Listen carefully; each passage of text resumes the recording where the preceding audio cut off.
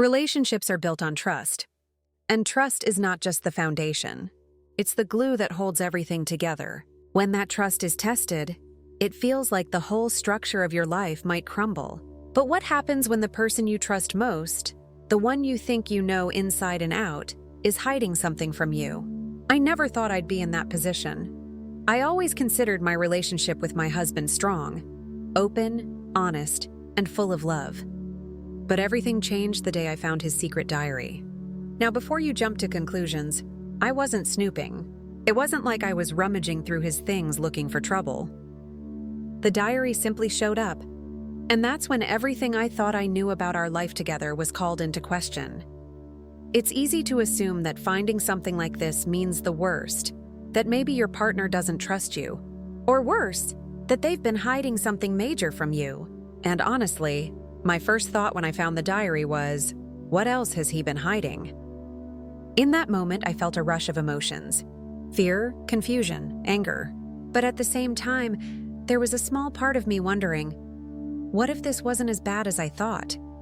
Have you ever had that moment where you discover something you weren't supposed to know and your mind races to fill in the gaps?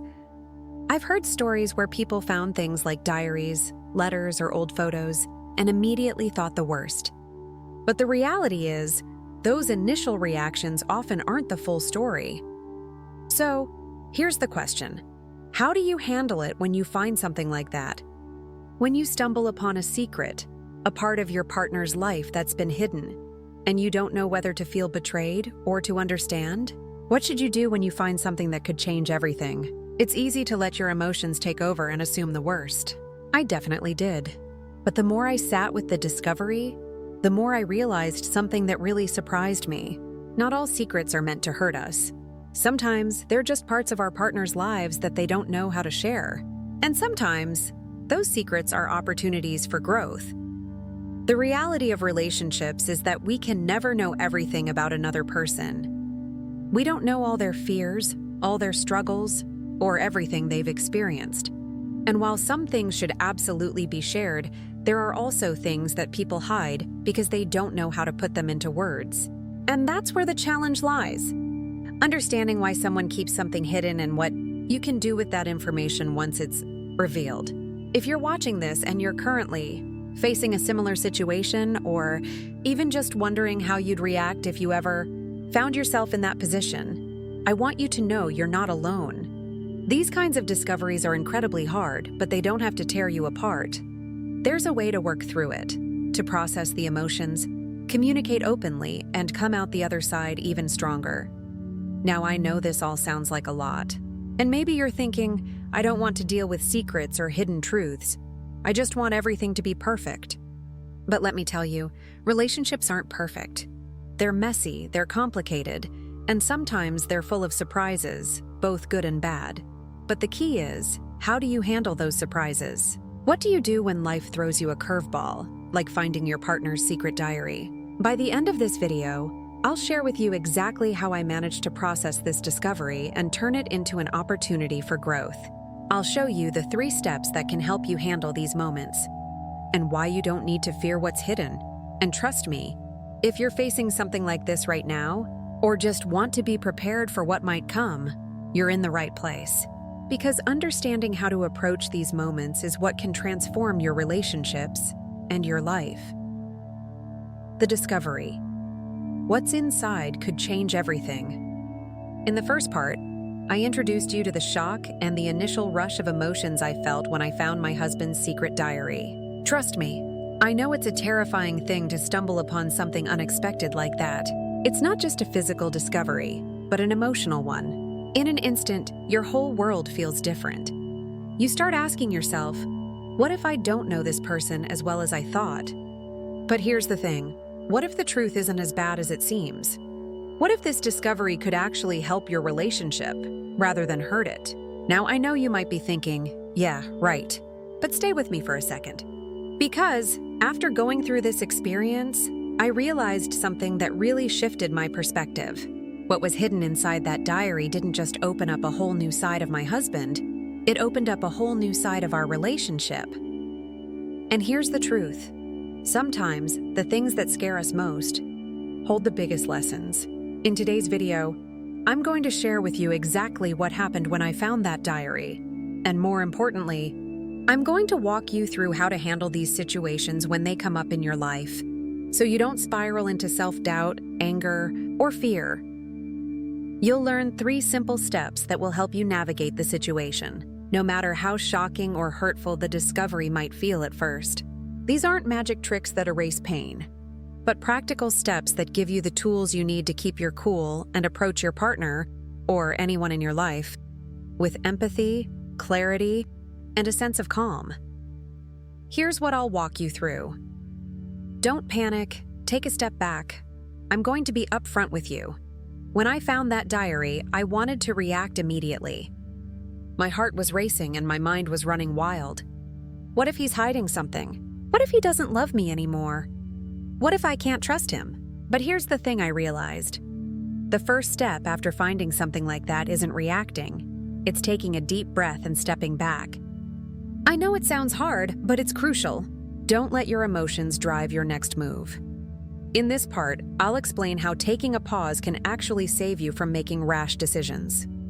You'll learn why it's so important to process your emotions before confronting the person involved. I'll also share strategies I personally use to give myself space, like journaling, talking to a close friend, or even just taking a walk to clear my mind. By the end of this step, you'll understand why reacting impulsively only complicates things and how a bit of patience can go a long way. Open communication. Start the conversation with empathy.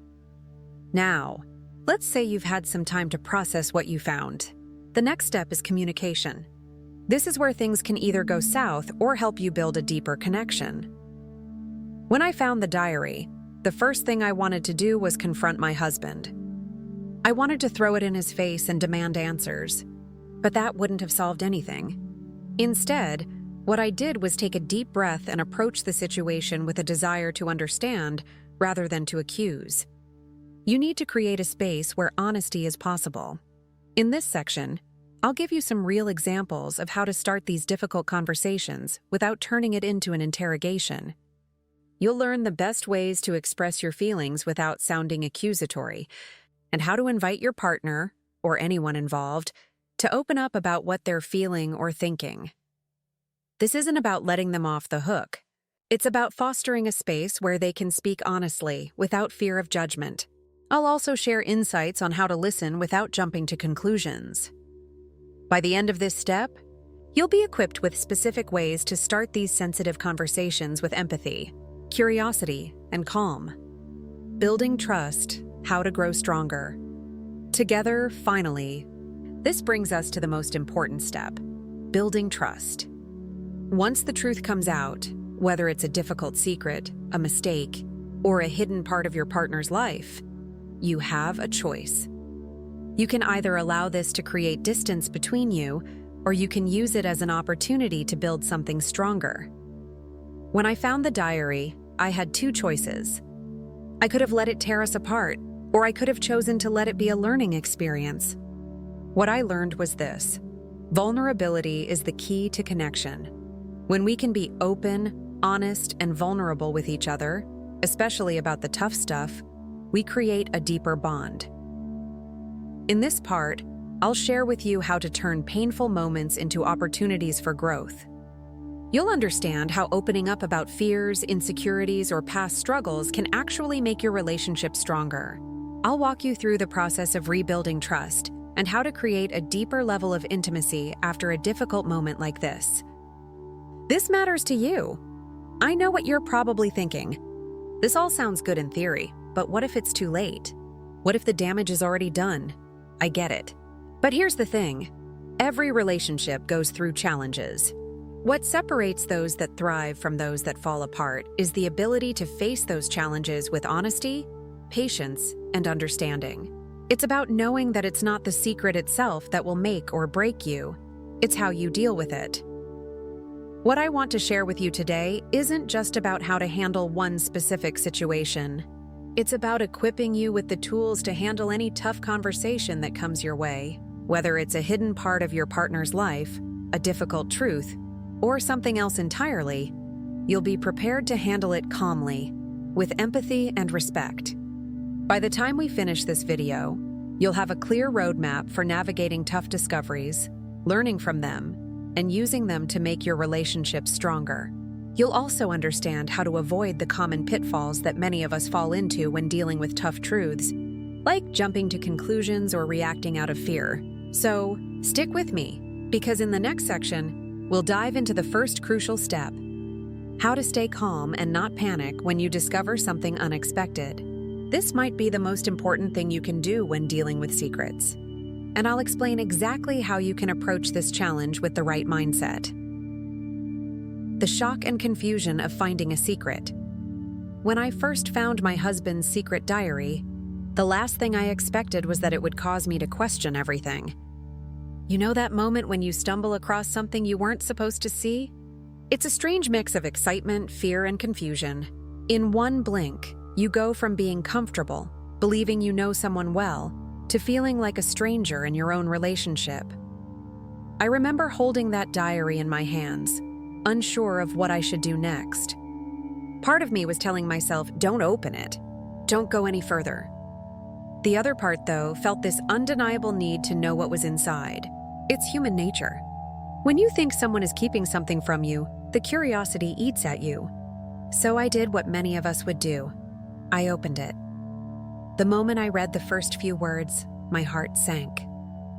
It wasn't just a regular journal. It wasn't a random collection of thoughts or events. This was personal. This was about us. But here's the thing. What I read next didn't align with the narrative I had built in my head. The entries weren't about lies, cheating, or betrayal, as I feared. They were about struggles, regrets, and fears my husband hadn't felt comfortable sharing. They were about moments he felt he wasn't good enough, about dreams he was afraid to pursue, about his doubts and insecurities, things I never knew about. And for a moment, I had to ask myself, what if this isn't as bad as I thought? Why it's so important to take a step back? I'm not going to sugarcoat it. Finding something like this is jarring. You want answers, you want resolution, and you want them now. But here's the thing I didn't realize until later.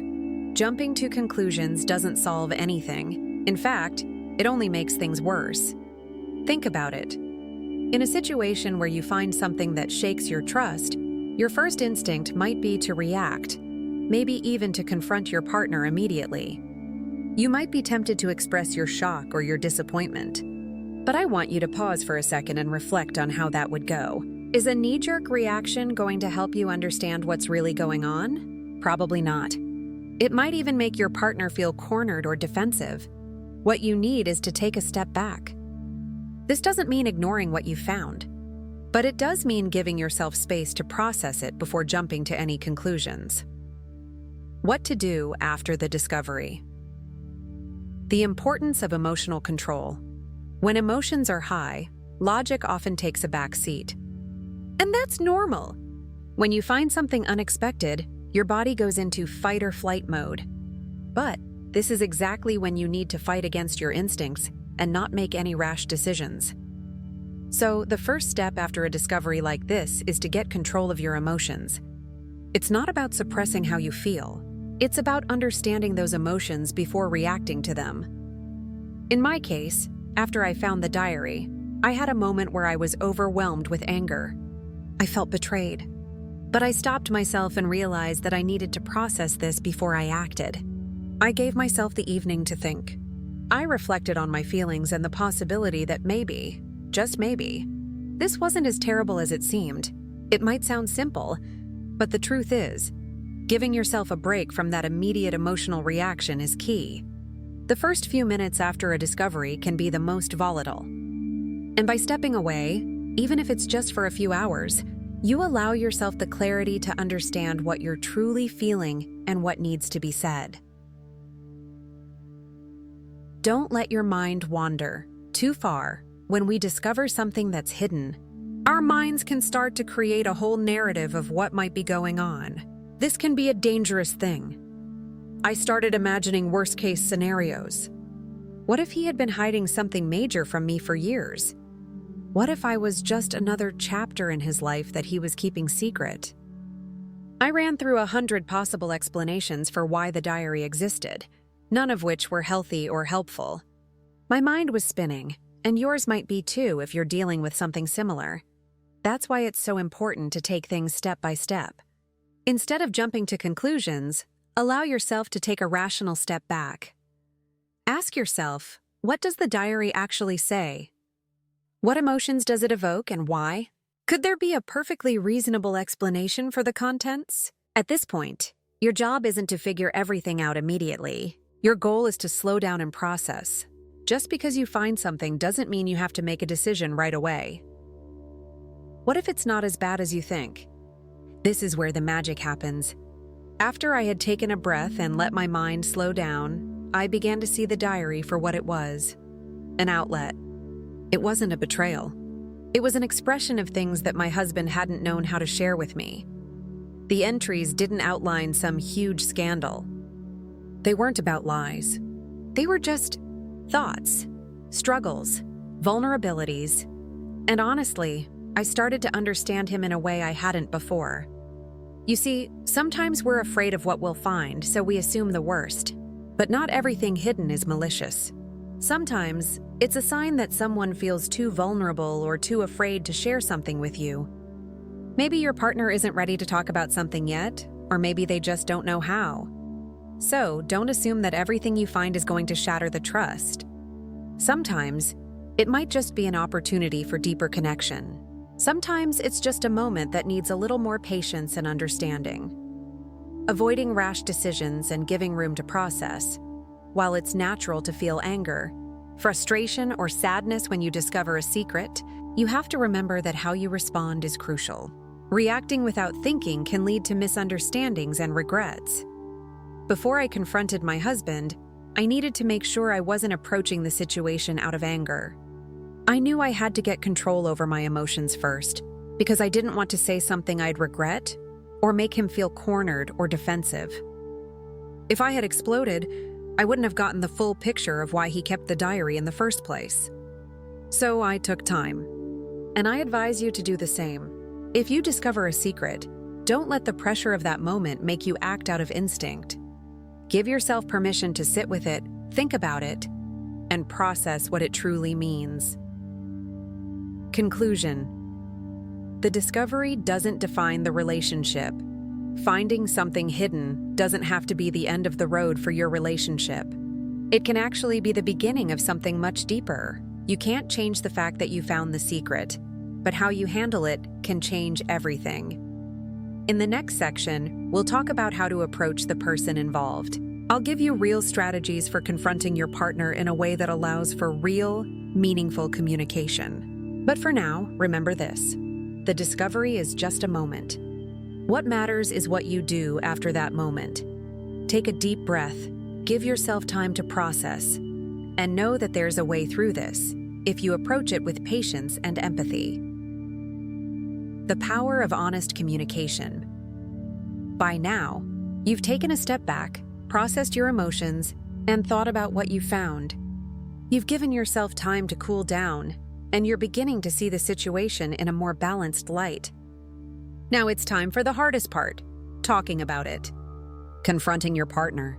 Asking the questions that have been swirling in your head. I know that moment all too well. It feels like standing on the edge of a cliff, knowing that the conversation could go in so many different directions. It's nerve-wracking. You want to get it right, and you want to make sure you don't make things worse. But here's the key takeaway.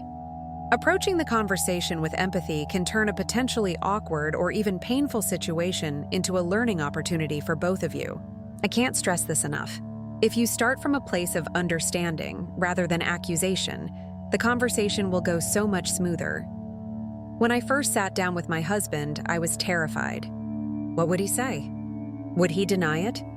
Would he feel defensive? I was unsure how he'd react. But what I realized was this: the way I approached the conversation could shape the outcome. If I led with anger or disappointment, it would create walls. But if I led with curiosity and understanding, it could open a door to a deeper connection. Let's break this down step by step. Set the right tone. Start calm and open. Before you even start the conversation, it's important to set the tone. This isn't an interrogation, and it isn't about catching your partner in a lie. This is about creating a space where you can both be vulnerable and honest. If you go in with a combative attitude, the conversation will become defensive on both sides, and nothing will be resolved. In my case, I started by making sure that we weren't rushed. I waited for the right moment when we were both in a calm and private space. No distractions, no stress from the outside world. And I told my husband I wanted to talk about something important, something that had been on my mind. I said, "I found something, and I'm feeling a little confused about it. Can we talk?" The key here is starting with neutral language. Avoid words that might feel like accusations. Instead of saying, "Why were you hiding this from me?" I used language that invited him to explain, like, "I'm trying to understand what's going on." This simple shift in wording changes the direction of the conversation right from the start. Express your feelings. Be honest about what you're feeling now. That you've started the conversation with a calm tone, it's time to share how you're feeling. This is where you're going to be honest, but in a way that doesn't place blame. When I first talked to my husband about the diary, I said something like this. I wasn't expecting to find it, and when I did, it really threw me off. I felt shocked and confused, and honestly, I didn't know what to think at first. This isn't about blaming him. This is about you sharing your emotional experience in a non-confrontational way. When you speak about your feelings, you're not accusing the other person of anything. Instead, you're sharing your side of the story. It's crucial that you don't jump straight to you statements, such as "you hid this from me" or "you betrayed my trust." Instead, focus on your own feelings. Talk about how it made you feel and why it left you with questions. By starting with your feelings, you remove the defensiveness from the conversation. If you've ever been confronted by someone who immediately accuses you, you know how easy it is to get defensive, right? The same goes for your partner. So, keep it centered on your emotions. Invite your partner to share. Open the door for honesty. Now it's time to give your partner the opportunity to share their side. This is where the real magic happens. This is your chance to listen and to learn something new. I won't lie, it wasn't easy. I didn't know what to expect. But instead of demanding answers right away, I asked an open-ended question like, "I want to understand what you were thinking. Can you help me understand why you kept this diary?" This is the key. You're asking, not accusing. You're offering the opportunity for your partner to explain. And in many cases, like mine, the truth isn't as dramatic or as bad as we expect. It's often something that they couldn't bring themselves to say earlier, or something they didn't know how to express. When you give them the chance to open up, you might learn things about your partner's fears, struggles, or personal growth journey that you never knew before. And here's the thing, this is when the relationship can grow stronger. When my husband spoke, I was surprised by what he said. He explained that the diary was his way of processing his thoughts and emotions, especially when he felt overwhelmed by things I didn't know he was struggling with. He wasn't hiding anything from me on purpose. He was just dealing with things in his own way. This is where the relationship deepens, when you let your partner share their perspective without judgment or interruption. Avoid interrupting. Let them speak. Freely, one of the biggest mistakes we can make during difficult conversations is interrupting. I know it can be tempting, especially when we're nervous or unsure of what's going to come next. But here's the truth. Interrupting will only build more walls, not break them down. In my conversation with my husband, I had to remind myself, don't interrupt. I let him speak without finishing his sentences or jumping ahead of him. By doing this, I made sure he felt heard and that he wasn't being cut off or rushed. I know that sometimes you might feel the urge to interrupt because you're anxious to get your point across, but the more you let your partner speak, the more you'll understand their side. This is your moment to truly listen. If you've ever been interrupted mid-conversation, you know how frustrating it can be. It makes it harder to share your truth. So, make sure your partner feels like their voice is important in this conversation too. Show empathy. connect, and understand. Now, here's where things get really powerful: showing empathy. When my husband finished speaking, I took a moment to pause and let his words sink in. I tried to put myself in his shoes.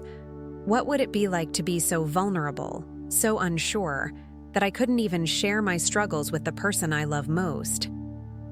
When I spoke next, I said, "I didn't know you felt that way. I understand why you might have kept that to yourself.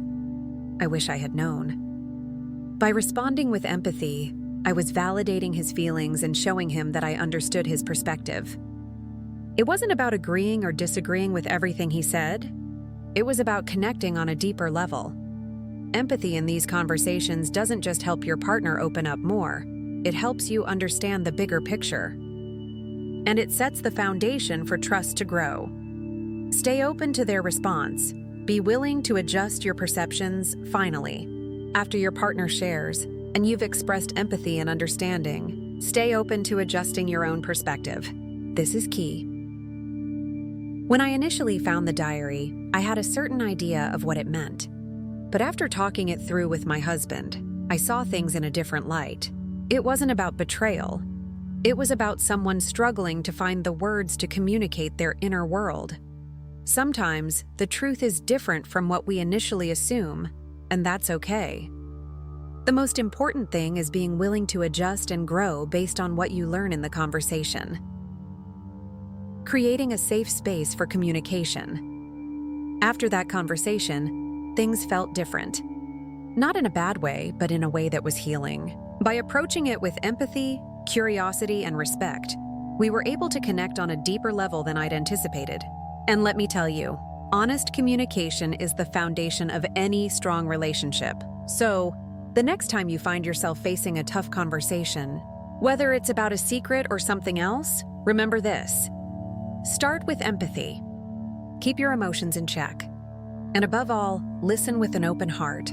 In the next section, I'll share how to build trust and how these conversations, even the tough ones, can bring you closer together. The heart of the issue. Trust. After the dust settles from that difficult conversation, you're left with something crucial: trust. It's a fragile thing, isn't it? When it's there, everything feels secure, like a strong foundation. But once it's shaken, even the smallest cracks can seem insurmountable.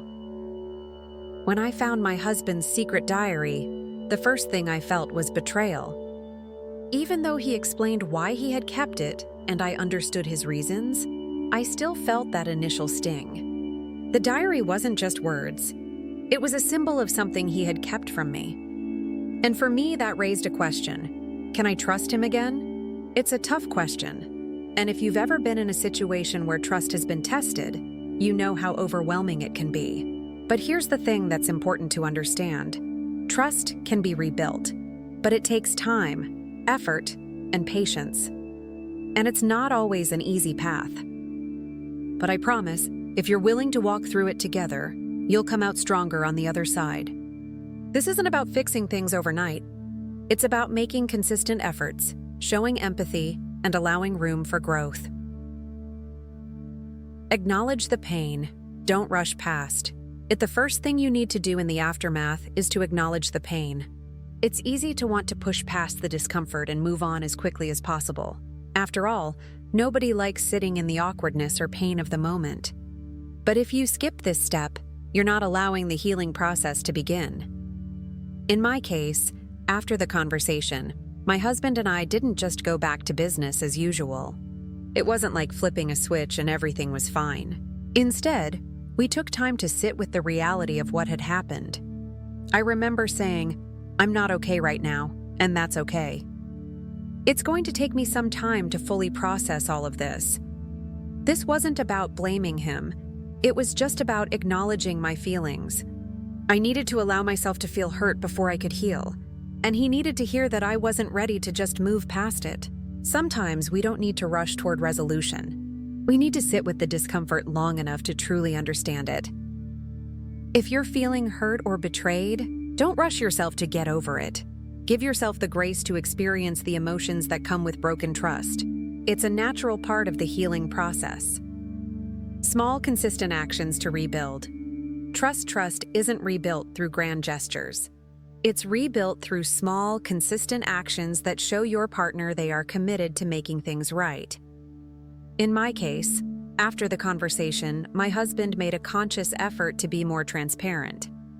It wasn't about him revealing every little detail of his life, but rather about him showing me that he understood how important it was for me to feel included, to feel like I was a part of his world. He made a habit of checking in more, of letting me in on his thoughts and feelings in a way that he hadn't before. I didn't need a huge apology or some dramatic change. What I needed was action.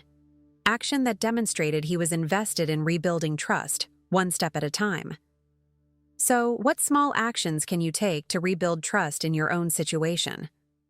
It could be something as simple as being more transparent, sharing thoughts, feelings, and actions openly, showing consistency, following through on promises and commitments, creating moments of connection, regularly making time to engage emotionally, not just practically.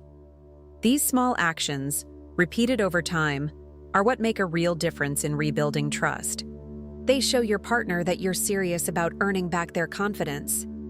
Give each other space, but not distance. Rebuilding trust requires space. You both need time to process what's happened and to come to terms with how things have changed. But don't confuse space with distance. Giving space doesn't mean retreating into isolation. It means allowing each other time to reflect and heal without forcing things to move too fast. For us, after the conversation, we agreed to take a step back for a day or two to process everything. I didn't want to be around him 24/7 immediately afterward because I needed time to think. But it wasn't about avoiding each other. It was about finding a balance between being together and giving each other the room to breathe. During this time, we didn't stop talking altogether. We just gave each other a little more freedom to reflect without pressure. In relationships, there's a fine line between too much space, which can lead to emotional distance, and not enough, which can lead to suffocating the healing process. You have to find what works for you both. Set boundaries for healing. Avoid the past. Blaming game. After something like this happens, there's often a temptation to keep bringing up the past. Why did you hide this from me?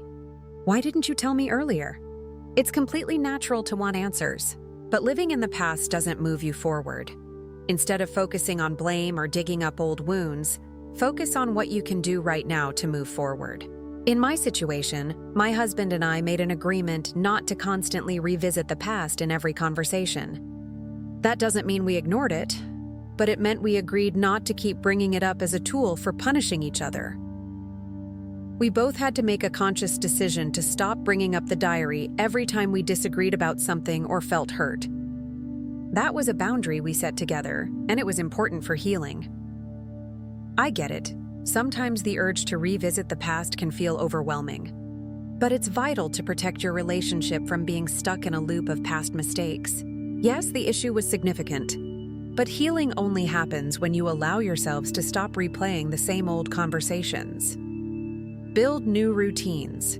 Strengthening your relationship once you've acknowledged the pain, made small changes, and set healthy boundaries. It's time to create new routines together. These routines are important because they help shift the relationship from being defined by past mistakes to being defined by your future growth. For us, we started planning regular date nights, nothing extravagant, just simple, meaningful time together. We also made a habit of checking in emotionally, not every day, but often enough to ensure we were staying connected.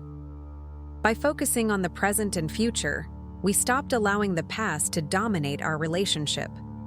This forward-looking mindset is what ultimately helped us rebuild trust.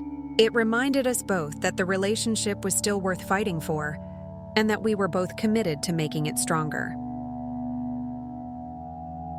Trust yourself again. You're not helpless.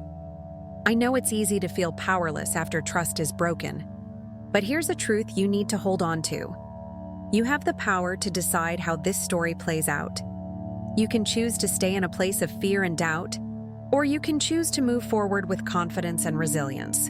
This doesn't mean ignoring the hurt, but it does mean taking charge of your own healing. When I began to trust again, it wasn't because I suddenly felt like everything was perfect.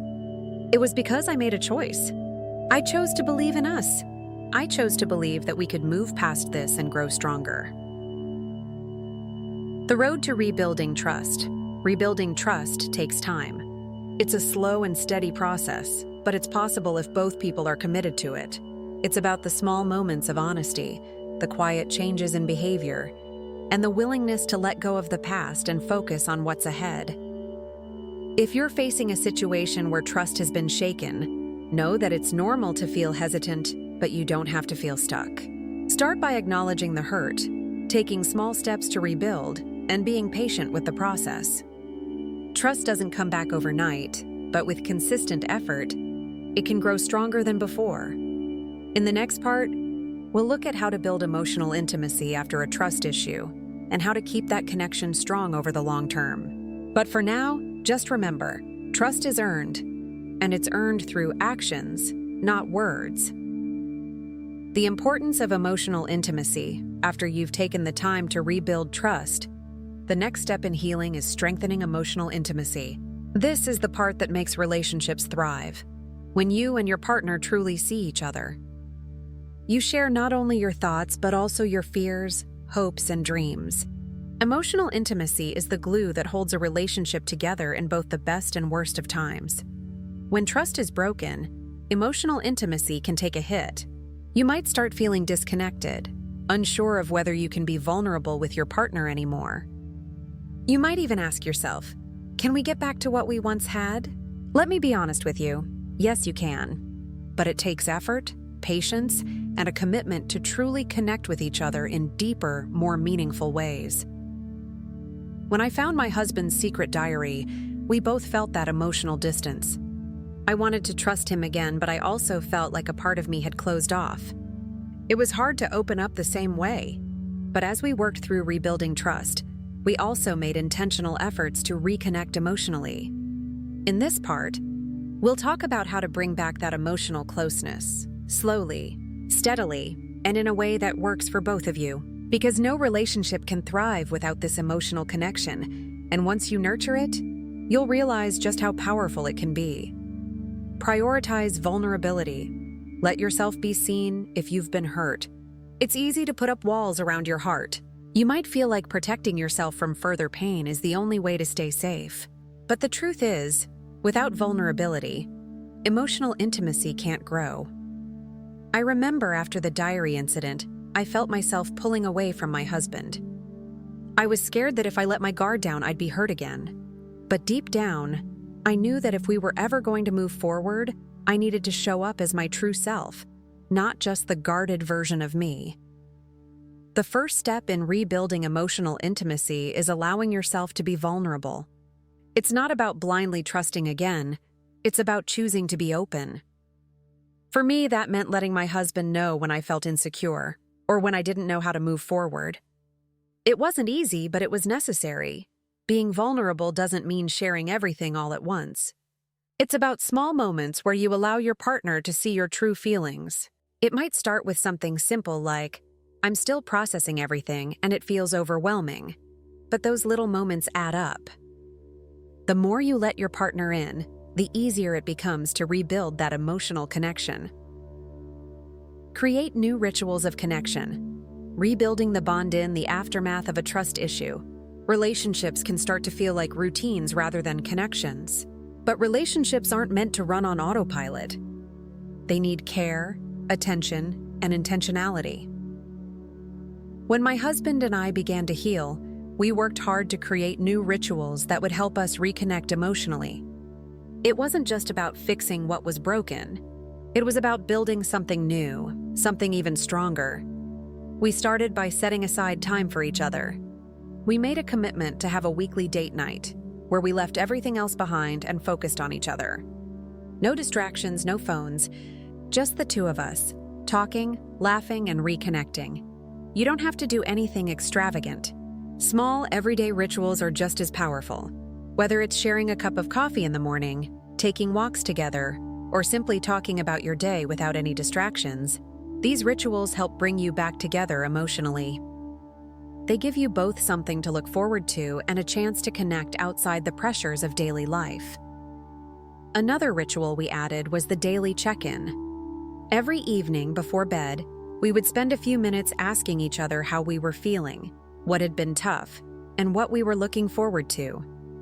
This simple practice kept us connected on an emotional level, and it allowed us to clear up any misunderstandings before they could grow. If you don't have emotional rituals in your relationship, it's time to create some. What small, intentional acts of connection can you add to your daily or weekly routine? Start simple and build from there. The goal is to reconnect in meaningful ways. Focus on active listening. Be present in the moment. It's easy to fall into the trap of multitasking when you're having a conversation. But active listening is a game changer. To reconnect emotionally, both partners need to feel heard and understood. When you listen actively, you're not just hearing the words, they're connecting with you on a deeper level. When we were working through the aftermath of the diary situation, I realized that I wasn't really listening to my husband. I was too caught up in my own feelings to truly hear what he was saying. Once I realized this, I made a conscious effort to listen with my full attention. Here's what active listening looks like: making eye contact and showing your partner you're fully present. Resisting the urge to interrupt or jump to conclusions. Reflecting back what they say to show that you're truly hearing them. For example, it sounds like you're saying you felt overwhelmed by everything. Asking clarifying questions when you're unsure, rather than assuming. Active listening isn't just about hearing. It's about showing your partner that their feelings matter. It's a key part of rebuilding emotional intimacy. By actively listening, you're validating your partner's emotions and practice patience. Emotional healing takes time. Emotional intimacy can't be rushed. You can't force a connection, and you can't expect to feel close again just because you've had one deep conversation. It takes time, and that's okay. In our case, my husband and I didn't instantly go back to being the same as we were before. But slowly, bit by bit, we rebuilt our emotional connection. We gave ourselves the time and space to heal. Patience is one of the hardest things to practice, but it's also one of the most important. Healing from a trust issue takes time, and pushing too hard or expecting things to change too quickly can actually harm your progress. Be patient with yourself. Be patient with your partner and trust the process. It will take time, but the emotional intimacy that develops will be far more genuine because it's been nurtured over time. Seek external support. Don't be afraid to ask for help. If rebuilding emotional intimacy feels too overwhelming, don't hesitate to seek support from a professional. Sometimes, even with the best intentions, couples need help navigating the deep waters of trust and emotional healing. When my husband and I hit a rough patch, we considered couples counseling. It wasn't because we were on the brink of divorce, but because we both recognized that having a neutral third party could help us open up in ways we hadn't before. A counselor can help guide those tough conversations and give you tools to strengthen your bond. Even if you're not ready for counseling, there are plenty of other resources, books, online courses, and even support groups that can help you on your journey to rebuilding emotional intimacy. Remember, asking for help doesn't mean your relationship is failing. It means you're committed to making it better. Celebrate the progress. Acknowledge the growth. Finally, as you move forward, it's important to celebrate the small victories. Every time you open up, every time you connect emotionally, you're making progress. Celebrate those moments. For my husband and me, we took time to reflect on how far we'd come. I remember saying to him one evening, "I can see us growing stronger little by little, and that means so much to me." Acknowledge the growth in your relationship, and don't take the progress for granted. Emotional intimacy is something that requires continuous effort, but it's also one of the most rewarding aspects of a relationship. The reward of rebuilding emotional intimacy. Rebuilding emotional intimacy after a trust issue isn't easy, but it's one of the most worthwhile things you can do for your relationship. By prioritizing vulnerability, creating new rituals of connection, practicing active listening, being patient, and seeking help when needed, you can create a deeper, more meaningful bond with your partner. Emotional intimacy doesn't just happen overnight, and it's not something you can force. But if you stay committed to nurturing it, you'll find that your connection grows stronger, richer, and more fulfilling. And in the end, that's what makes a relationship worth fighting for. In the next section, we'll talk about how to maintain the relationship's health over the long term and keep that emotional intimacy alive. But for now, remember, every small step you take toward emotional connection is a step toward a stronger, more fulfilling relationship. The challenge of sustaining connection in the early days of repairing a relationship. Everything feels like progress. Each conversation, each moment of connection feels like a victory. But once the immediate crisis has passed, a new challenge arises. How do you maintain the connection over the long haul? Rebuilding trust and emotional intimacy is just the beginning. The real test comes in maintaining the health of your relationship. The goal isn't just to recover from the trust break, but to create a relationship that's stronger, deeper, and more resilient than before. The reality is, every relationship faces challenges. Over time, life gets busy, routines settle in, and sometimes we take each other for granted. But if you put in the work to maintain the connection, your relationship can continue to grow. It's about intentionality, about consistently nurturing the bond you've rebuilt. In my own journey, I realized that relationships require maintenance, just like any other important part of life. If you want your garden to grow, you have to water it regularly. You can't expect a beautiful, thriving garden if you leave it untended. The same goes for your relationship. Keep the communication open. Stay honest and transparent. Now that you've worked through the big issues, it's easy to assume that communication will just take care of itself. But in reality, consistent, honest communication is the key to maintaining a healthy relationship. This means checking in with each other regularly, not just when there's a problem. One thing my husband and I learned early on in our journey was that honesty is non-negotiable. Even when things are going well, we still make it a point to communicate openly about our feelings, needs, and desires. For example, we've established a habit of having weekly check-ins, nothing formal, just a time when we sit down and talk about what's on our minds. It's a time to express concerns, share successes, and reaffirm our commitment to each other. It's important to understand that communication isn't just about talking. It's about being willing to listen as well. Sometimes you may need to let your partner express something difficult, even if it's not easy for you to hear. But remember, open communication isn't just a fix-it tool. It's a preventative measure. It stops small issues from becoming bigger ones. So, how can you keep your communication strong? Here are a few tips. Be proactive, not reactive. Don't wait until a problem escalates to have a conversation. Keep the lines open at all times. Listen actively. Pay attention to your partner's feelings, even if they don't seem to align with your own. Don't avoid conflict. Conflicts are natural, but avoiding them only makes them worse. Instead, face them head-on with respect. By staying committed to open, honest communication, you lay the foundation for a long-lasting relationship. Keep growing together. Embrace change as individuals. We're always evolving. We grow, change, and go through different phases of life. The same goes for relationships. Growth is essential, both as a couple and as individuals. If you don't grow together, you risk drifting apart. In the early stages of our relationship, I thought we were just in sync, and that would last forever. But over time, I realized that relationships require constant adaptation. Life throws curveballs, career changes, family dynamics, health issues, and more.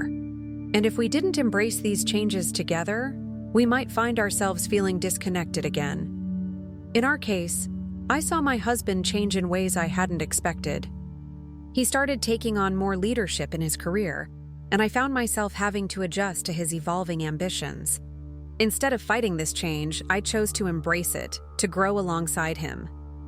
The key to growing together is shared goals. It's about understanding each other's dreams and supporting them. It's about evolving as a couple, not just as two individuals. We found ways to grow together by setting new goals together. Whether it was saving for a house, traveling more, or learning a new hobby, we set shared goals that kept us aligned, supporting each other's personal growth. I supported his professional growth, and he supported mine. By encouraging each other to reach new heights, we kept the relationship dynamic and exciting. Growth can be scary at times. It's natural to feel uncertainty when your partner starts changing in ways you didn't expect. But embracing that change together will help you both adapt and stay connected. Make time for each other. Prioritize. Your relationship, one of the biggest threats to a relationship's long-term health is the lack of time spent together. Life is busy. We have careers, social obligations, and family commitments. It's easy to let your relationship slip down the list of priorities. But here's the truth. If you don't make time for each other, your relationship will suffer. This doesn't mean you need to spend every moment together. You don't have to constantly be in each other's space, but you do need to set aside quality time to connect. For us, this meant blocking off time for regular date nights, taking weekend trips, and even just spending time chatting after work. It's easy to get caught up in the grind of life and forget about the importance of those little moments of connection. But those moments are what build the foundation of your relationship. Don't let the busyness of life take over. Be intentional about spending time with each other. Some simple ways to prioritize your relationship include scheduling regular date nights. Set aside one night a week or a couple of weeks to focus just on each other. Small daily check-ins. Even if it's just for a few minutes, check in on each other's day. Surprise gestures. Whether it's a note, a favorite treat, or an unexpected phone call, these small gestures remind your partner they are loved and appreciated. Prioritizing your relationship is a commitment. It's not about finding time when everything else is done. It's about making time for what truly matters. Keep the romance alive. Small acts of affection. Romance isn't just for the early stages of a relationship. It's a crucial element that keeps the bond strong, even years down the road. And romance doesn't have to be grand or extravagant. In fact, it's often the small acts of affection that mean the most.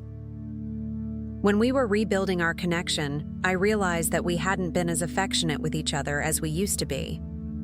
We had fallen into a routine of convenience, but the spark we had when we first started dating was starting to fade.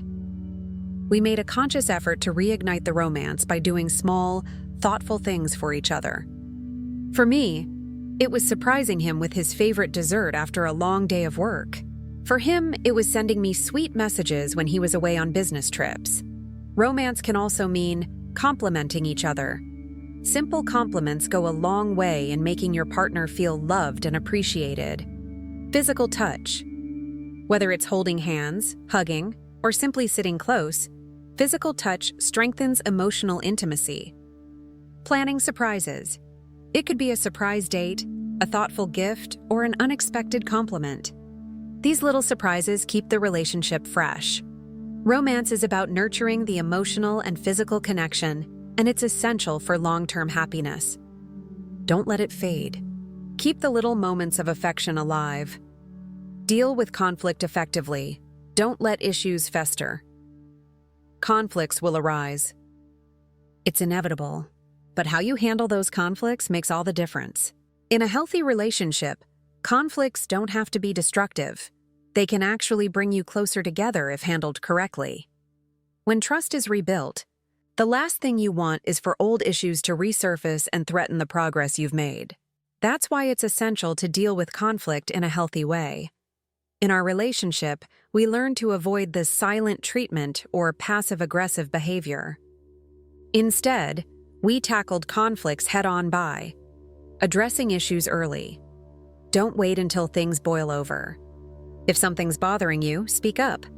Staying calm. Disagreements don't have to escalate into shouting matches. Stay calm and focus on finding a solution. Taking responsibility. Own your part in the conflict. Don't point fingers or blame. By dealing with conflict in a healthy way, you're building a stronger foundation for your relationship. Conflict doesn't have to be the end of the road. It can be a path to deeper understanding and connection.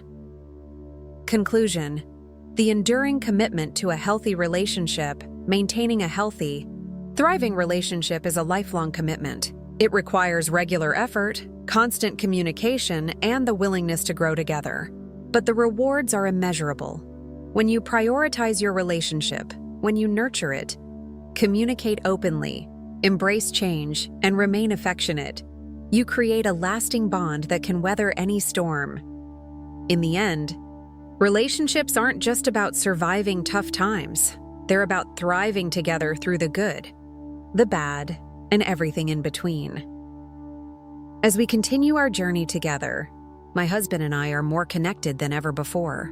What started as a painful moment of betrayal has turned into a shared commitment to be the best versions of ourselves, individually and together. Trust, once broken, has been rebuilt. And now, our emotional bond is stronger than it has ever been. It's important to remember that relationships are not perfect, and they will face challenges.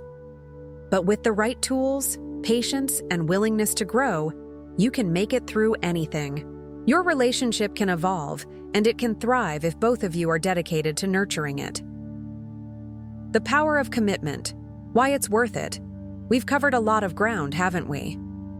From repairing a broken relationship to actively building a new foundation, the journey of rebuilding trust and emotional connection can feel like a monumental task. But as we approach the final part of this series, one truth stands out above all. Commitment is everything. No relationship is without its struggles. And while every relationship has its own unique set of challenges, the common denominator between all strong partnerships is commitment.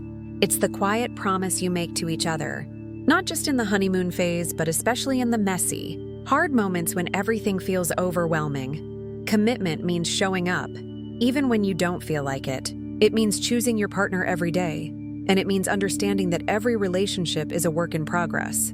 The work isn't always glamorous, and the effort isn't always appreciated in the moment. But trust me, as someone who's been through the ups and downs, the effort pays off. In my relationship, commitment has been the thing that carried us through the difficult conversations, through the emotional lows, and even through times when we were tempted to throw in the towel. It was commitment that gave us the strength to keep going. If we hadn't both been fully committed to making things work, we wouldn't be here today. Continue reinforcing positive habits. Make them second nature. Now that you've built a solid foundation, it's time to focus on keeping it strong. Relationships aren't like a one-time project that you finish and move on from. They are living, breathing entities that require ongoing attention. And just like anything you want to succeed in life, you need to nurture it. Remember all those positive habits you worked hard to implement? They need to become second nature. These habits of open communication, daily affection, and mutual respect should be woven into the fabric of your relationship, not just occasional tasks you tick off the list. For us, expressing appreciation for each other became one of those habits. Over time, I found that little things, like leaving a note or acknowledging the small victories, made a huge difference. These things became the norm, and they helped us stay connected even during stressful periods. Here's a simple practice that helped. Daily appreciation. Every day, take a moment to show your partner appreciation. It could be a compliment, a note, or a small gesture like making their favorite breakfast.